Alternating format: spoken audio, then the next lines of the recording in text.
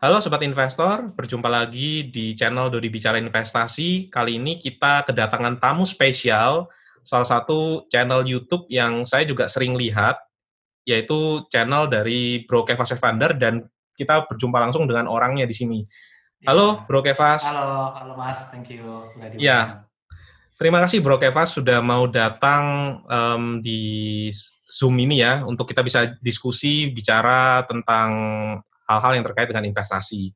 Nah, Ya, pertama kali saya ngelihat Bro Kevas ini, saya ingat pada saat saya belum memulai channel YouTube, dan ya memang saya beberapa kali ngelihat channel-channel yang di luar, yang di Indonesia sendiri saya memang tidak terlalu sering, tapi beberapa channel-channel yang apa ya istilahnya ya, yang menarik perhatian saya adalah salah satunya channel Bro Kevas. Saya ingat ketika thank membahas you.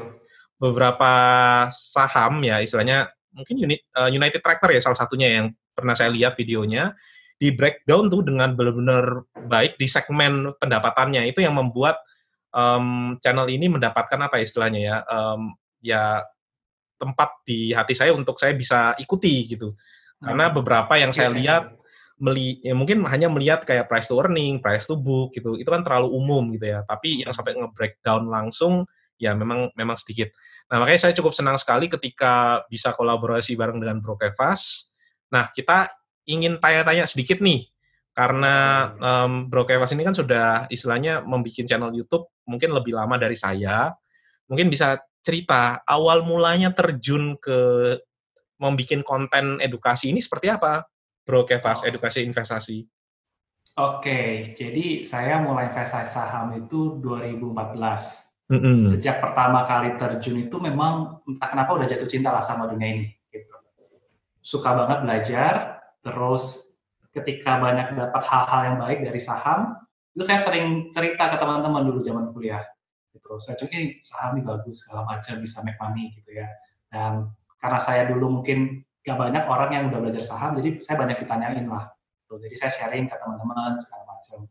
Jadi dulu tuh awal mulanya juga karena sering sharing ke teman-teman, ngajarin, ternyata ngajar itu juga menyenangkan gitu ya. Punya passion tersendiri dan ya selama ini kan dapat feedback, oh kalau ngejelasin itu cukup jelas dan sebagainya. Jadi saya lebih senang lagi gitu ya untuk berbagi cerita, berbagi ilmu. Nah, kemudian ya mulai terus berpikir gimana ya supaya bisa uh, give this idea itu ke banyak orang lagi gitu. Dulu kan saya juga bukan siapa-siapa, saya hanya mahasiswa biasa juga. Kemudian saya pikir, ya udahlah cobalah platform YouTube. Itu sebenarnya idenya udah lama mas, cuma malu, malu dan gak pede dan selalu rada what if kalau misalnya gak ada yang nonton, what if kalau gak bagus segala macam lah. Jadi doubting diri sendiri tuh pernah lah di posisi itu. Dan akhirnya uh, saya baca buku, itu bukunya Denny Santoso, nggak berhubungan dengan saham ya, tapi Mm-mm. statementnya itu bagus, dan is better than perfect. Ya, jadi waktu itu saya akhirnya memberanikan diri, udahlah bikin aja dulu gitu. Ya udah akhirnya baru 2019 tuh memberanikan diri untuk ya udah bikin. Dan ya ternyata responnya cukup bagus, meskipun sekarang subscribersnya Mas Dodi udah mulai menyusul Oh, saya nih. enggak. Ya, mungkin video apa yang pertama kali membuat channel dari Kevas Evander ini bertumbuh gitu? Pasti kan ada satu atau dua Hmm, video. Kalau saya sendiri sempat ada satu video yang lumayan banyak view-nya. Nah, itu yang menggait para subscriber untuk masuk ke channel ini. Oke, dulu itu saya nggak berpikiran untuk jadi yang ngebahasin analisa fundamental gitu. Awalnya sebenarnya nggak gitu. Sebenarnya emang ya umum aja tentang investasi, basic-basicnya dulu, guys. Maunya sih seperti itu. Dan waktu saya coba-coba strategi itu, dulu saya memposisikan diri saya mau jadi ibaratnya kayak lifestyle investor. Jadi saya mau angkat dari sisi lifestyle-nya gitu. Bukan lifestyle yang kemewahan atau segala macam, tapi dilihat dari sisi ya kayak nge-vlog orang biasa aja gitu. Makanya di video-video awal tuh saya banyak di luar gitu ya. Misal kalau saya ikut seminar waktu itu ada di Bursa Efek di IDX, ada Pak Lokeng Hong, ya itu saya Hmm, bikin vlog gitu. Terus ada Pak ikut Andi, RUPS, Pak Putra juga ya kalau tidak salah ya. iya saya juga Uh-uh. sempat kolaborasi sama Pak Putra. Kemudian ikut RUPS-nya Unilever, bongkar-bongkar goodie bag-nya. Jadi sebenarnya saya maunya tuh ke arah situ gitu. Terus misal dulu mau analisa saham Era Jaya, ya udah saya jalan-jalan di mall-nya. Jadi ibarat kayak vlogger aja dulu awal maunya tuh seperti itu gitu. Karena saya lihat Hmm. nggak ada tuh yang kayak gitu. Nah, cuma ternyata emang susah juga sih. Susah juga, dan ternyata 2020 kena pandemik segala macam, belum bisa, dan ya udah saya mikirin, ya udahlah analisa fundamental. Ternyata responnya juga bagus. Gitu. Oke, menarik. Dan kalau saya lihat, mungkin bisa correct me if I'm wrong ya, banyak apa yang dijelaskan oleh Bro Kevas itu mungkin sedikit banyak ada terpengaruh dengan Warren Buffett ya, atau value investing. Nah, mungkin saya mau tanya sedikit, mungkin filosofi investasi dari Bro Kevas ini seperti apa sih? Karena kan investasi saham kan ada macam-macam nih. Ada yang mungkin pakai analisa foreign flow, pakai analisa technical, ataupun fundamental sendiri juga ada beberapa aliran. Yeah. Nah, itu mungkin bisa diceritain, kira-kira kalau Bro Kevas ini lebih kemana? Kalau misalnya fundamental, apakah yang value, growth, atau apa? Mungkin bisa bantu cerita ke sobat investor yang menonton. Oke, pertama saya tidak pernah mengklaim diri saya adalah seorang value investor. Oke. Karena saya memang pendekatannya tidak murni value investing. Jadi memang saya banyak belajar dari value investing awalnya gitu, tapi setelah saya sesuaikan dengan gayanya saya dan melihat secara pengalaman, saya nggak klaim diri saya sebagai value investor. Nah, saya tapi tetap banyak belajar juga dari Warren Buffett. Salah satu statement yang saya pegang itu adalah ini, it is much better kalau kita beli wonderful company at fair price than fair company at wonderful price. Okay. Dari statement itu saya berpikir bahwa Warren Buffett ini sebenarnya lebih menekankan kepada company-nya dulu, baru harga gitu. Karena saya punya pemikiran bahwa ya memang wajar saham bagus, kualitas bagus itu jualnya mahal. Betul sekali. Mungkin dijual murah gitu. Siapa yang mau juga? Meskipun pasti memang akan ada kesempatan itu ya, tapi kan itu jarang sekali gitu ya. Tapi fokusnya adalah company-nya dulu baru ngomongin harga. Nah, kayak mungkin ya sebut aja saham-saham yang bagus yang kita tahu misalnya Unilever, BCA, Indofood kan nggak pernah dihargai murah. Secara value investing itu nggak akan pernah masuk saham-saham seperti itu. Tapi ternyata saham-saham yang seperti itu juga menawarkan return yang bagus. Nah, jadi saya memang memfokuskan kualitasnya dulu, kualitasnya. Nah, dari kualitasnya ini, ya saya baru menentukan nanti ya harga yang fair itu berapa. Yang mungkin nggak under value. Ya, kategori saham bagus ya lihat dari pertumbuhan penjualannya, net profitnya, profitability marginnya, segala macam sih seperti itu, Mas. Jadi pendekatannya memang kualitasnya dulu, baru nanti kita ngomongin harganya. Yang penting fair. Oke, menarik Bro Kevas, karena dulu saya juga pernah terjebak di 5 tahun pertama saya investasi itu memilih saham-saham yang dibilang tuh classic value investing, yang price to earning-nya kurang dari berapa, price to book-nya kurang kali berapa, ada juga yang price to earning dikalikan price to book harus kurang dari berapa ya, 15 atau 22,5 gitu. Nah, saya sering juga terjebak di situ, sehingga kalau kita memilih misalnya 5 yang sukses 1 tapi yang 4-nya gagal, kan ya return-nya kita ya juga tidak setinggi yang dibayangkan kan. Nah, mungkin sekitar 2 tahun terakhir ini saya juga mulai shifting nih ke sebenarnya yang Bro Kevas lakukan tuh juga ada unsur value-nya ya, karena kan memilih perusahaan yang tidak over value juga tapi yang fair value gitu.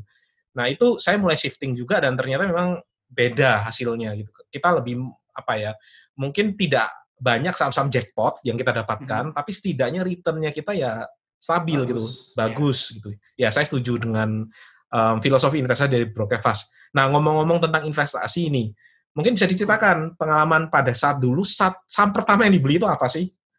Waduh. Oke. Saya ingat sih saham pertama yang saya beli itu, jangan ditiru tapi teman-teman. Sahamnya lagi kategori gocap. Itu saya beli saham energi, saya ingat banget. Oke. ERG. Karena dulu mindset pertama kali masuk saham itu saya nggak ngomong investasi, Mas. Saya nggak belajar fundamental. Saya awal masuknya tuh ke trading gitu. Oke. Trading, teknikal, ya dulu punya mindset sahamnya murah aja lah supaya kalau naik itu cepet. Gitu. Nah, waktu selagi sahamnya lagi ngetren energi, ya untungnya sih cuan, cuma habis cuan ya rugi juga di situ. Jadi,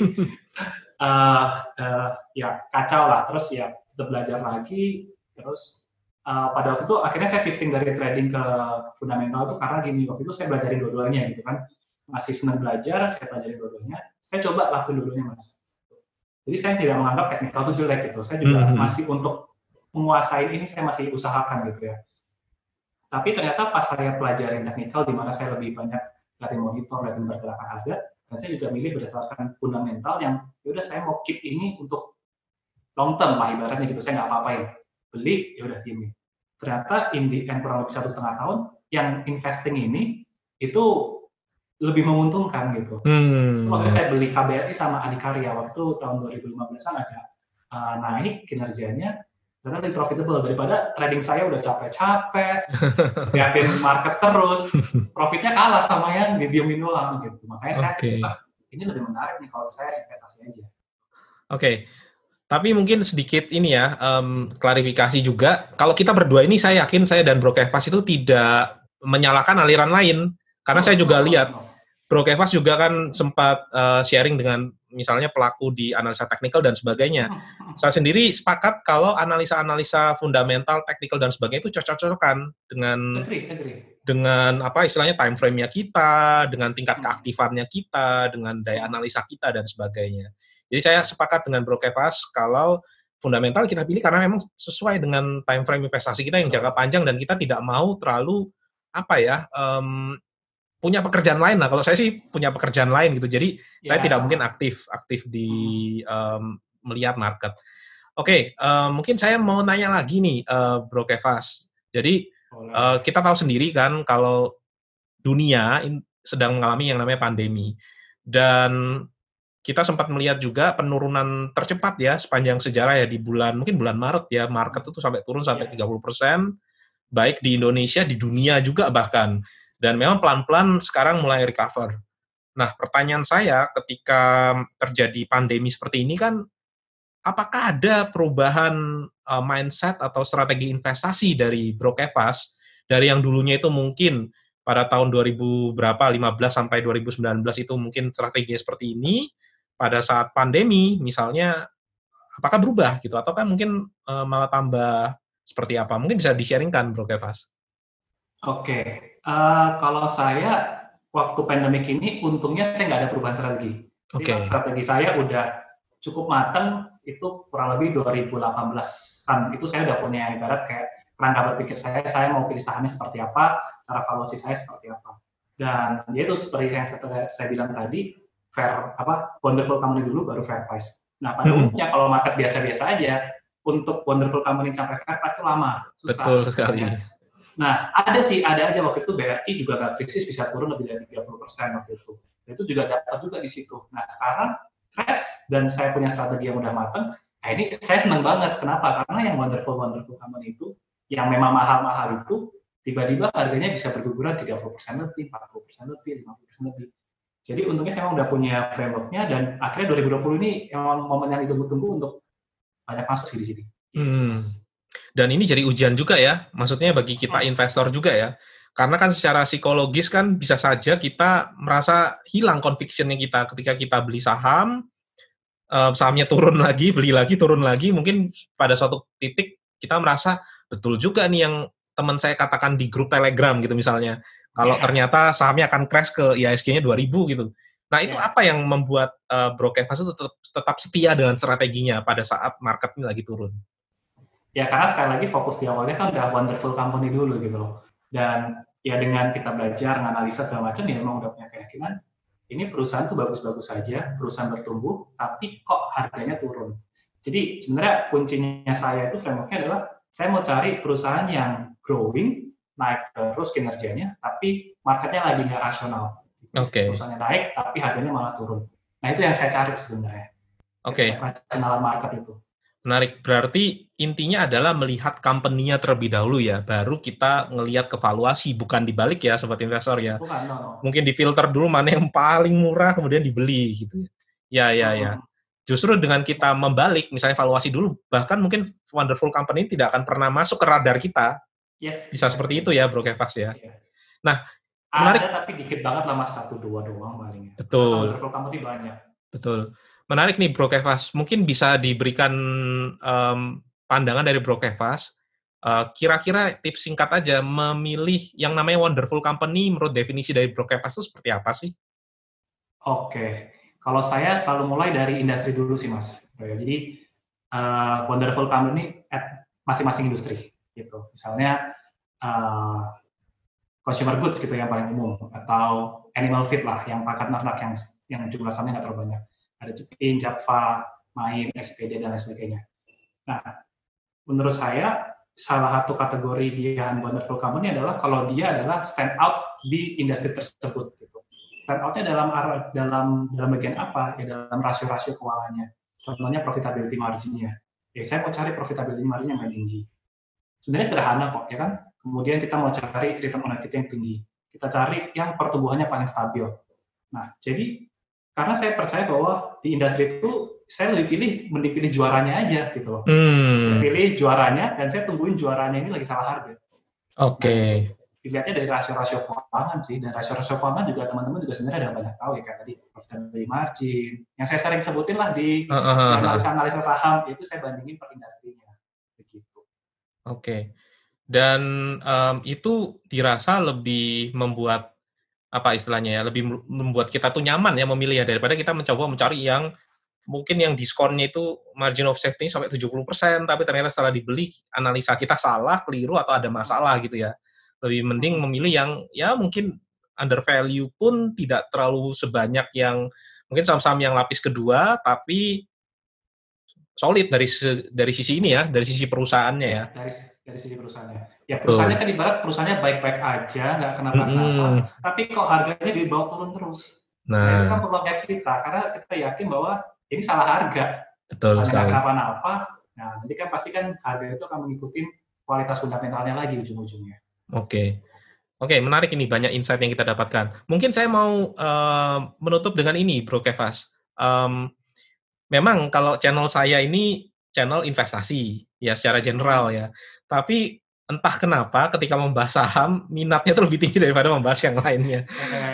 Nah, ini mungkin saya mau nanya ini dari Bro Kefas sendiri, selain saham, mungkin apakah ada juga instrumen lain yang juga diinvestasikan? Karena mungkin kan ada beberapa sobat investasi juga yang memang tidak memilih saham karena tidak sesuai dengan toleransi resikonya. Mungkin kira-kira adakah instrumen lain yang pernah dicoba ataupun juga mungkin sekarang ya sedang diinvestasikan juga pada saat pandemi ini? Kalau coba sih mungkin semuanya udah pernah dicoba kecuali obligasi pemerintah saya memang nggak pernah beli. Kalau reksadana pernah, peer-to-peer juga pernah. Kalau obligasi pemerintah saya memang belum pernah. Jadi kalau yang sekarang dilakuin saya cuma dua sih mas, cuma di saham sama RDPU, reksadana tapi yang pasar uang aja. Nah, memang tadi harus berangkat dari resiko dulu sih, profil resiko saya ya, terutama saya ngerasa saya masih muda, belum banyak tanggungan, saya harusnya berani ambil resiko lebih gitu ya. Meskipun sebenarnya pendekatan investasi saya itu agak konservatif gitu. Cuma ketika tahu return saham itu lebih tinggi dibandingkan dengan ya yang fixed income, saya jadi banyaknya nyemplungnya di saham gitu. Jadi, nah tapi nggak semuanya juga pasti full di saham, karena kan ya kita harus manajemen money management ya, dan nggak selalu uang yang saya punya itu saya cemplungin saham langsung. Nah, buat dana-dana idle ini saya masukinnya ke reksadana pasar uang dulu yang lebih stabil. Nah, mungkin sekarang saya lagi mau berubah ke reksadana pendapatan tetap kali ya. Karena kan sekarang lagi returnnya lagi naik terus juga. Suku bunga turun, yang fixed income lagi naik, saya mungkin mau alokasikan juga ke sini gitu. Tujuannya apa? Supaya dana idle-nya itu juga tetap produktif gitu, tetap bisa ngasilin. Betul.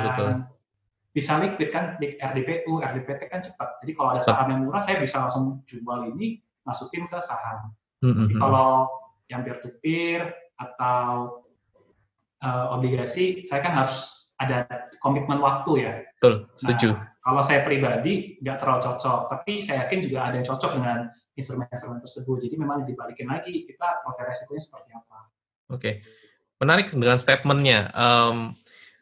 Tipenya agresif. Jadi sehingga memilih banyak saham, tapi sahamnya cara pemilihnya konservatif. Agak konservatif. Betul. Ya. Jadi tidak asal pilih aja, pokoknya tapi ya kita juga harus ngecek ya kualitasnya, valuasinya sudah fair value atau lebih murah atau belum. Jadi tidak sembarang perusahaannya bagus, harganya mahal tetap dibeli ya, karena saya juga percaya kalau kita membeli perusahaan yang harganya fair, yang di atas harga wajarnya atau nilai wajarnya, itu juga bukan investasi yang bagus. Betul, setuju. Karena saya nonton channelnya Mas Dodi juga sebut itu sih ya. Jadi beli saham bagus tapi harganya kemahalan itu jadi beresiko, itu saya setuju banget Mas. Oke, sip. Ya, terima kasih Bro Kefas. Tidak terasa sudah sekian waktu sudah berjalan, dan mungkin tips sedikit buat para sobat investor yang saat ini mungkin punya uang dingin nih untuk pada saat pandemi ini. Kira-kira apakah dengan pandemi yang masih tetap berjalan ini investasi saham masih tetap ya meskipun dengan segala macam resiko, apakah tetap layak untuk kita bisa investasi di saham? Saya yakin sih masih layak sih Mas ya. Apalagi pandemi kan menyebabkan banyak saham bagus yang salah harga. Betul. Ya ini sebenarnya memang saya aja sebelum 2020 ini aja udah menunggu momen-momen seperti ini gitu. Jadi memang ini momen yang menarik. Dan sebenarnya make simpelnya aja ya gitu ya Mas ya. Ya kita berapa sih sekarang 5 ribuan ya? Iya. 5 ribu ya. All time high kita itu kan 6.600. 600, iya betul. Berarti ada gap 1.500. 30% lah. Sebenarnya ibaratnya secara jangka panjang, saya tuh yakin bahwa IHSG kita tuh pasti all time high terus. Super later. Dan sekarang itu masih punya ruang 30% lagi untuk mencapai ke titik tinggi sebelumnya. Sebenarnya ruangnya tuh masih banyak gitu. Kalau IHSG bisa naik 30%, artinya saham-saham pun juga masih ada yang berpeluang naiknya bahkan lebih dari itu. Iya, gitu. Dan ya itu didasari dengan keyakinan bahwa ya ekonomi kita pasti akan pulih, Indonesia pasti akan maju, IHSG pun juga pasti akan ngikutin juga. Jadi menurut saya sih masih waktu yang bagus untuk mulai. Oke, kalau gitu terima kasih sekali Bro Keva sudah mau untuk interview dengan channel Dodi Bicara Investasi. Bagi yang memang masih belum subscribe ke channel Bro Keva Safe Under, silakan subscribe channel Bro Keva Safe Under. Saya yakin pasti akan mendapatkan insight, mendapatkan apa ya istilahnya pembelajaran, dan jangan juga khawatir ya istilahnya. Justru saat pandemi ini bukan saatnya kita khawatir, tapi ya ada kesempatan di balik berbagai macam hal-hal yang terjadi gitu. Oke, terima kasih Bro Kevas. Sampai jumpa juga di episode selanjutnya. Apabila ada pertanyaan silakan tuliskan di kolom komentar. Oke, sampai jumpa. Dadah.